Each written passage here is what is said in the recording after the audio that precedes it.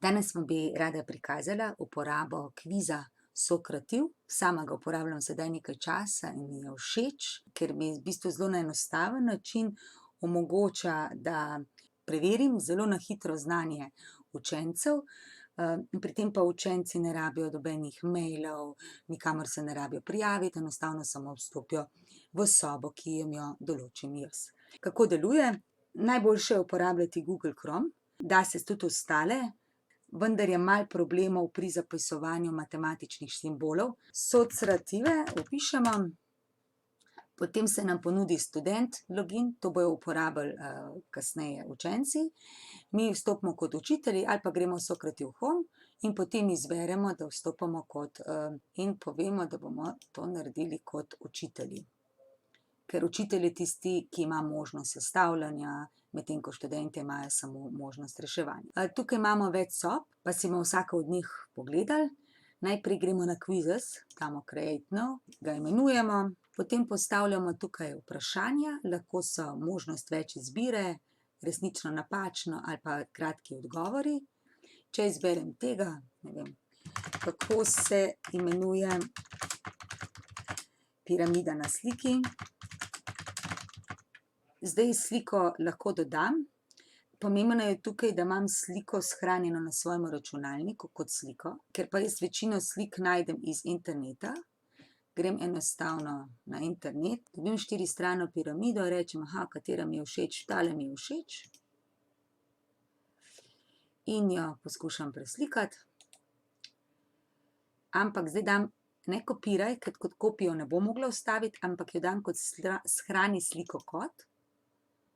In tako bo slika prenešena v moj računalnik, tam ji dam neki ime, ne vem, piramida. Jo shranim. Potem, ko jo imam noter, pa enostavno s kvizom grem plus, poiščem, katero sliko sem izbrala, tole piramido, odpri in že imam slikco lepo noter postavljeno. Potem pač napišem možne odgovore. Tukaj je zdaj pomembno, da pravilni odgovor pač obkljukam. Če je pravilnih odgovorov več, potem jih več obkljukam. Edino tukaj bi opozorila, da kviz sam ne pove, koliko bo odgovorov. Točkuje pa vedno z istim številom procentov, vsak je vreden isto. Zato je potem smiselno, da v primeru, če je več odgovorov, to dopišemo. Več odgovorov, 2 odgovora ali karkoli.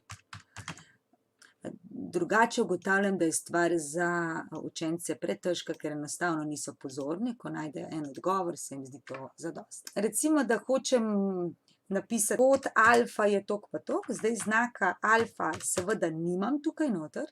Tukaj si pomagam s tem, da grem v Word, napišem tam lahko tudi s pomočjo rokopisa, recimo alfa je koren iz 4, dam vstaviti. In potem to prekopiram, Ctrl+C in grem sem. Tukaj pa zdaj pomembno, desni klik miške, če bom dala prilepi, se ne bo zgodilo nič.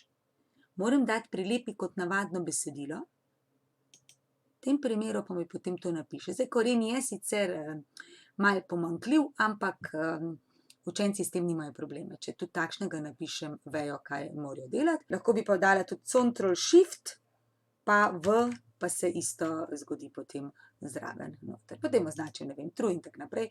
Napišem poljubno število vprašanj, tukaj nisem omejena, dam save and exist. To je en način.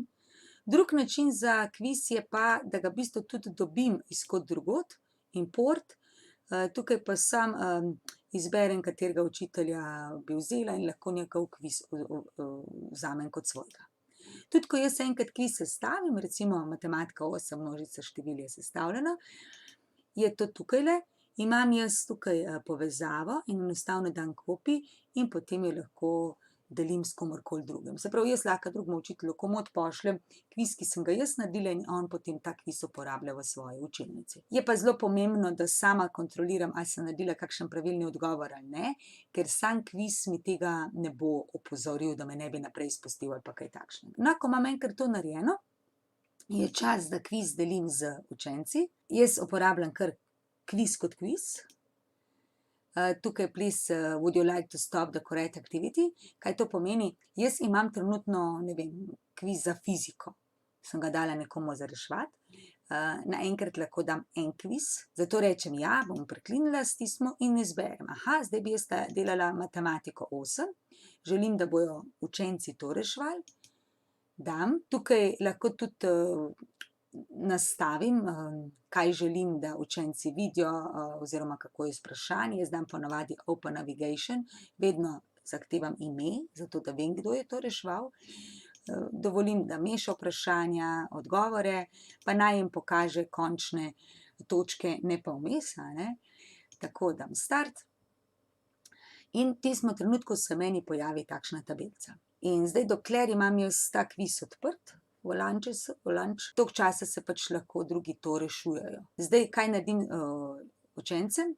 Učencem samo naročim, naj stopijo kot student, na Sokrativ kot student in spišejo to številko Natalija 9254. To izgleda potem takole. Se pravi, Socrative, eto, oni se bojo logirali. Njihova stvar je samo napisati sobo in dajo join. Še svoje ime in potem se začne kviz vrteti.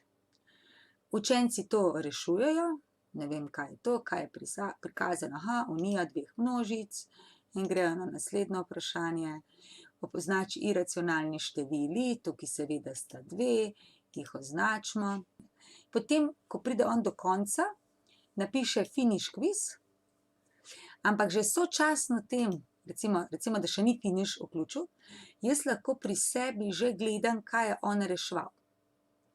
Še preden da on finish, jaz že vidim, kaj je odgovoril, na katero vprašanje. Zdaj, vrstni red je pri vsakem učencu drugačen, zato se pač meni na različne načine ti odgovori dajejo nazaj, meni se pa vedno uvrstijo v istem vrstnem redu. Tako, ko on zaključi enkrat, od takrat naprej pač ne more več popravljati. Njemu takrat napiše odgovor, dobil si 12%, ni ravno veliko, ampak okej.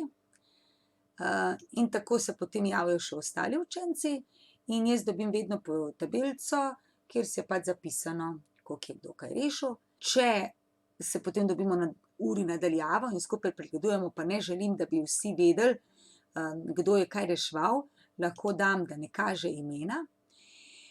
In grem pogledat samo tisto, kjer je bilo največ narobe. Recimo, okej, to vprašanje, ga sam stisnem in takoj vidimo, kaj je. In lahko pregledamo tiste stvari, za katere vidim, da je bilo v razredu največ težav. Me zanima še tole vprašanje, okej, 20. Pogledam, razložim, zakaj tako in dam nazaj. Lahko pogledam tudi odgovore za nazaj. To naredim tako, da grem na reports in potem izberem, vem, kdaj sem bila, ne vem, tisto, kar smo reševali 30.4. Tale kviz. Tile so ga reševali, zdaj, če me zanima poimensko, jih vidim, drugače izklopim. Lahko tudi odgovori, kako so bili pravilni in napačni in zopet na isti način kot takrat. Potem pa imam drugo skupino otrok, recimo, pa grem zopet na Lauč, na Quizzes. Spremenila bom aktivno, zdaj bom dala pa toploto, imam fiziko na vrsti, dam next, zopet odklopim, kaj želim, tako, pošljem in jo zopet pošljem novi skupini učencev, rečem, okej, stvar bo odprta 1 uro, 2 ure, 3 ure, 2 dni po želji, koliko časa želim.